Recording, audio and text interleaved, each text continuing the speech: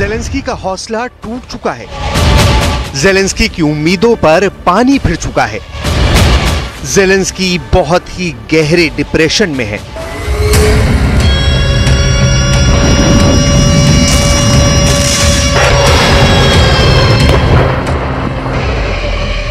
क्योंकि अब पुतिन को बहुत बड़ा मौका मिल गया है और पुतिन ने ऐसी एयर स्ट्राइक का प्लान बनाया है जो बखमुत में आखिरी अटैक के साथ कीव पर बहुत बड़े हमले की शुरुआत कहा जा सकता है। पुतिन के फाइटर जेट इस वक्त बम से लोड किए जा रहे हैं क्योंकि यह खबर पक्की है कि यूक्रेन के एयर डिफेंस मिसाइल खत्म हो चुके हैं या खत्म होने की कगार पर हैं। ज़ेलेंस्की का मिसाइल गोदाम के बाहर आउट ऑफ स्टॉक का बोर्ड लग चुका है, यानी गोदाम में अब मिसाइल खत्म हो चुके हैं।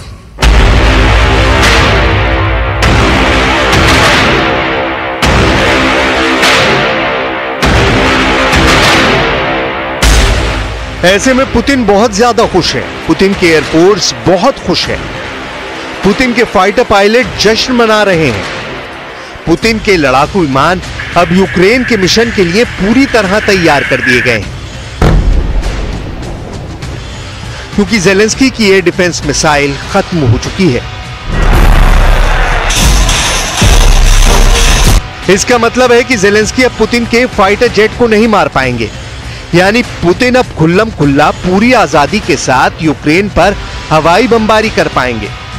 यूक्रेन के पास एयर डिफेंस मिसाइल खत्म हो जाएगी, ये बात लीक हुए पेंटागन के सीक्रेट डॉक्यूमेंट पे बताई गई थी और साथ में ये भी कि अप्रैल खत्म होते होते ज़ेलेंस्की के सामने सरेंडर करने का खतरा खड़ा हो जाएगा। ऐसे में क्या ज़ेलेंस्की हथियार डालेंगे और सरेंडर कर देंगे?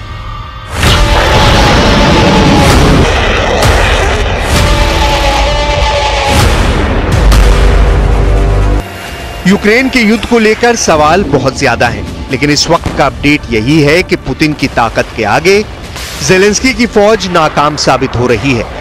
उसके पास लड़ने के लिए न फौजी हैं, न ही उन्हें चलाने के लिए हथियार। पोलैंड जर्मनी की इजाजत लेकर यूक्रेन को 5 मिग-29 फाइटर जेट सप्लाई कर रहा है। ये उन 22 विमानों का हिस्सा है जो जर्मनी ने पोलैंड को 2003 में बेचे थे। लेकिन दूसरा सच ये है कि यूक्रेन के पास इन विमानों को उड़ाने के लिए पायलट ही नहीं है। लेकिन सबसे बड़ा खतरा विमानों की कमी और पायलट न होने का नहीं है, बल्कि वो एयर डिफेंस मिसाइल हैं जो ज़ेलेंस्की के पास करीब करीब खत्म हो चुकी हैं और इसके बिना वो रूस के फाइटर जेट्स को नहीं रोक पाएंगे। न ही पुतिन की क्रूज मिसाइलों को गिराना उनके लिए मुमकिन होगा, न ही ज़ेलेंस्की पुतिन के आत्मघाती ड्रोन जैसे कि ईरान से सप्लाई किया गया शाहिद 136 पर काबू पाया जा सकेगा। अब ज़ेलेंस्की के गोदाम पर अमेरिका के रक्षा मंत्रालय की वो रिपोर्ट देखिए जो लीक हो चुकी है। इस रिपोर्ट में बताया गया है कि ज़ेलेंस्की के गोदाम में मिसाइलें खत्म हो रही हैं। ज़ेलेंस्की कैलेंडर देख रहे हैं और 2 मई की तारीख पर आकर उनकी निगाहें टिक जाती हैं क्योंकि यही दिन है जब उनके पास आखिरी मिसाइल बचेगी।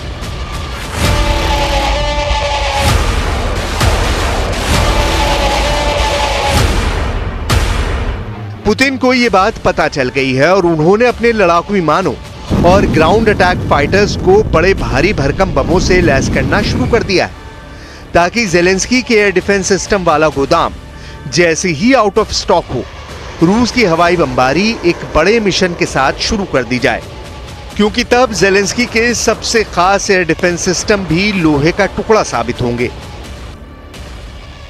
अभी यूक्रेन के पास सोवियत दौर का बुक एयर डिफेंस सिस्टम है, साथ में S-300 भी है और ये दोनों उसके एयर डिफेंस सिस्टम का करीब 90% हिस्सा है। बुक एयर डिफेंस सिस्टम की रेंज 45 किलोमीटर है, जबकि S-300 150 किलोमीटर तक विमानों को 20,000 फीट की ऊंचाई तक टारगेट बनाता है। लेकिन अब ये दोनों एयर डिफेंस 10 दिन से ज्यादा रूस के विमानों को नहीं रोक पाएंगे। अमेरिका से सप्लाई किया गया नेस्मस और साथ में जर्मनी का आइरिस-T एयर डिफेंस सिस्टम ज्यादा तादाद में है नहीं और ज़ेलेंस्की ने उन्हें खास कैपिटल कीव की हिफाजत के लिए तैनात किया हुआ है। यही वजह है कि पुतिन की एयरफोर्स का हौसला बहुत ज्यादा बढ़ गया है। अभी तक यह आसान नहीं था, क्योंकि यूक्रेन ने रूस के लड़ाकू विमानों को बहुत नुकसान पहुंचाया है। यह दावा ज़ेलेंस्की की फौज बार बार करती रही है, लेकिन अब ज़ेलेंस्की को जरूरत फाइटर जेट्स की भी है। लेकिन ज़ेलेंस्की को फाइटर जेट्स मिल भी जाएं तो वो फाइटर पायलट कहां से लाएंगे? यूक्रेन के पास 4 तरह के फाइटर रहे हैं, मिग-29, सुखोई 24, सुखोई 25 और सुखोई 27।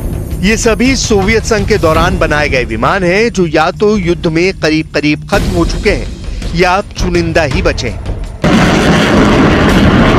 इसलिए ज़ेलेंस्की लगातार फाइटर जेट की मांग कर रहे हैं। सवाल है कि अगर ज़ेलेंस्की को जहाज मिल भी जाएं, तो उनको उड़ाएगा कौन? क्योंकि पुतिन के हमले में यूक्रेन की वायुसेना के बेहतरीन और अनुभवी पायलट भी मारे जा चुके हैं।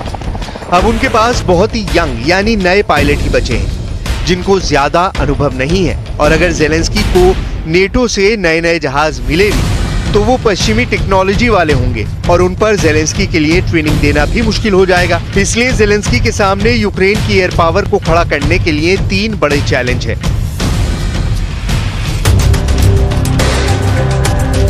पहला, यूक्रेन को नेटो से लड़ाकू विमान मिलने चाहिए ताकि रूस को काउंटर कर सके।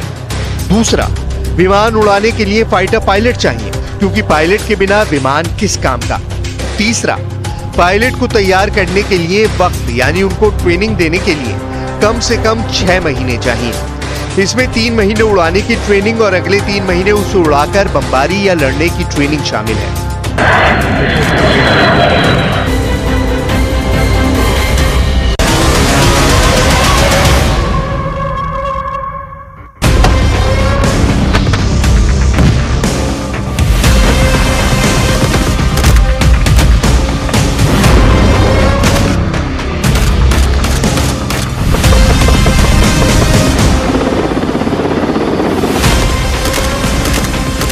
यूक्रेन ने रूस में घुसकर ड्रोन अटैक कर दिया।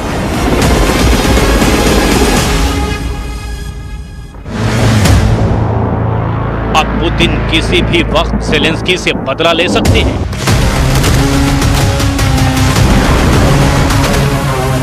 युद्ध के 13 महीने बाद यूक्रेन के सामने रूस से मुकाबले के लिए हथियारों का सबसे बड़ा संकट है। ऐसे में अब ज़ेलेंस्की ने अपने सबसे बड़े कमांडो दस्ते को भी मैदान में उतार दिया है।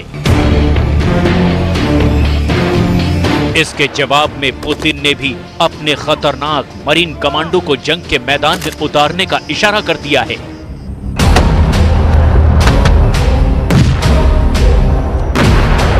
ऐसे में सवाल ये है कि क्या यूक्रेन की जंग में अब पुतिन और ज़ेलेंस्की के कमांडो आमने सामने होंगे?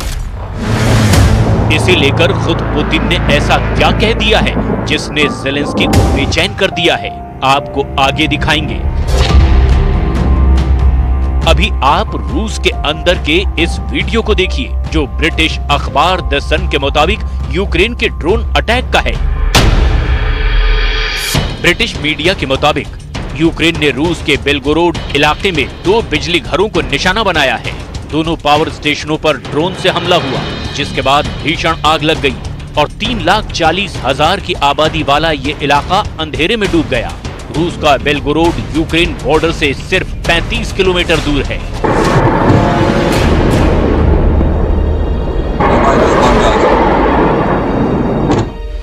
बेलगोरोड में यूक्रेन की तरफ से अक्सर ड्रोन हमले होते रहते हैं, लेकिन उस रफ्तार से नहीं जैसे रूस कीव को ड्रोन से निशाना बनाता है।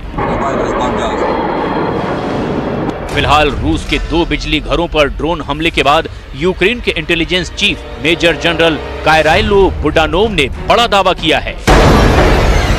उनके मुताबिक रूस के बिजली घरों पर यह हमला कोई हादसा नहीं, बल्कि रूस इस तरह से लगातार जल रहा है। इस ड्रोन हमले को बखमुत में रूस के कहर का जवाब भी माना जा रहा है, जिसे पुतिन की सेना ने बारूदी हमले में पूरी तरह से बर्बाद कर दिया है।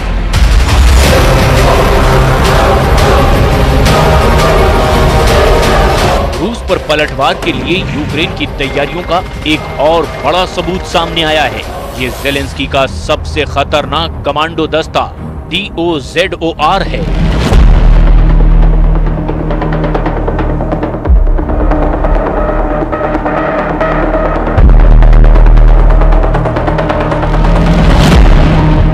यूक्रेन के उस टॉप सीक्रेट कमांडो दस्ते की ट्रेनिंग का वीडियो है जिसे ज़ेलेंस्की रूस से जंग में उतार भी चुके हैं।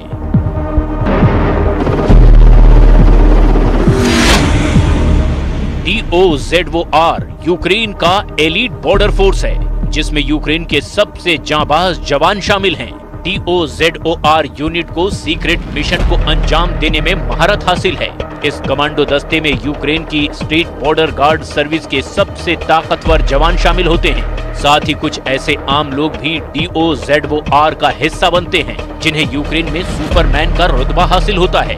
दावे के मुताबिक राष्ट्रपति व्लादिमीर ज़ेलेंस्की की सुरक्षा इस दस्ते की सबसे पहली जिम्मेदारी है, खासकर तब जब ज़ेलेंस्की विदेश दौरे पर जाते हैं तो वो DOZOR के घेरे में ही रहते हैं। ब्रिटिश अखबार डेली मेल के मुताबिक यूक्रेन के DOZOR कमांडो बेहद क्रूर माने जाते हैं। इस यूनिट के जवानों को जमीन, समंदर और आसमान हर जगह दुश्मन से निपटना बखूबी आता है। ये रात के अंधेरे में भी अपने ऑपरेशन को कामयाबी के साथ अंजाम दे सकते हैं। DOZOR यूनिट की शुरुआत साल 2002 में हुई थी। यूक्रेन की मजबूत बॉर्डर फोर्स की 53,000 जवानों में से कुछ चुनिंदा जाबाजों के साथ इस दस्ते का गठन हुआ था। रूस और पुतिन के डर से यूक्रेन का ये कमांडो दस्ता पूरी तरह से सीक्रेट जिंदगी जीता है। दावे के मुताबिक यूक्रेन के DOZOR कमांडो को रूस से जंग के बीच अमेरिका ने भी ट्रेनिंग दी थी।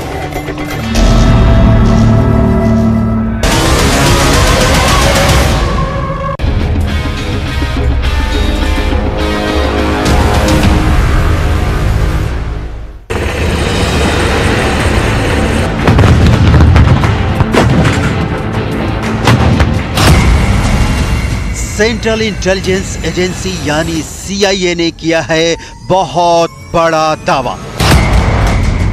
क्लासिफाइड फाइल्स में हंगरी के पलट जाने की रिपोर्ट छपी है। पोलैंड के बाद हंगरी होगा यूक्रेन को हथियार सप्लाई करने का सबसे बड़ा रूट।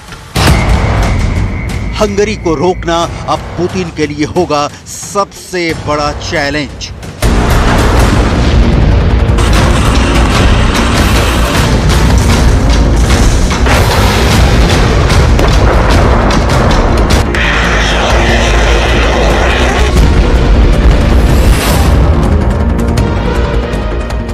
महायुद्ध के कैलेंडर में फैसले की तारीख आने के पहले बहुत बड़ा मोड़ आ गया है। रूस के राष्ट्रपति व्लादिमीर पुतिन, जिसे अब तक अपना मित्र मानते थे, उसने धोखा दे दिया है। चोट ऐसी है कि अब अपने मिसाइलों का मुंह पुतिन को इस दोस्त की तरफ करना होगा।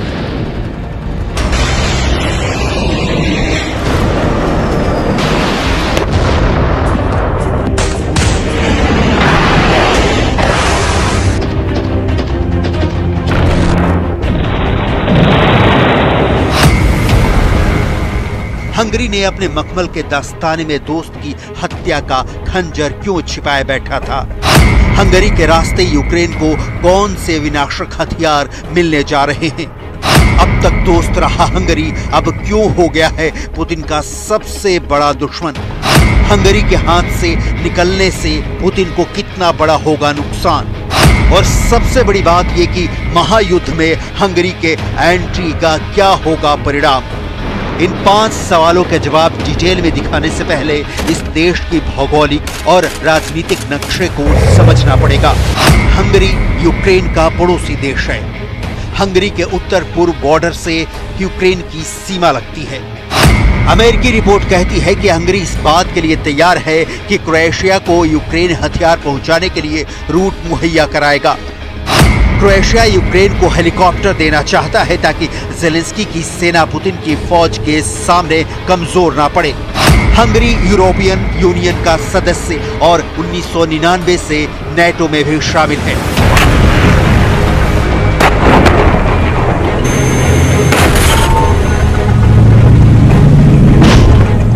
बावजूद इस तथ्य के हंगरी अब तक रूस का साथ देता रहा है।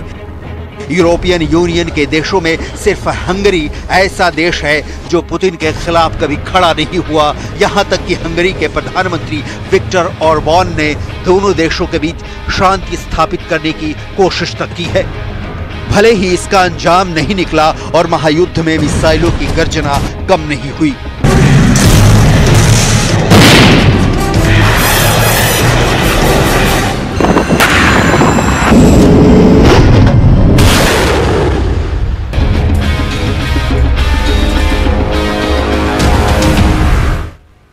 और अब दिल्ली से बड़ी खबर, अतीक अशरफ की हत्या की जांच का यह पूरा मामला है।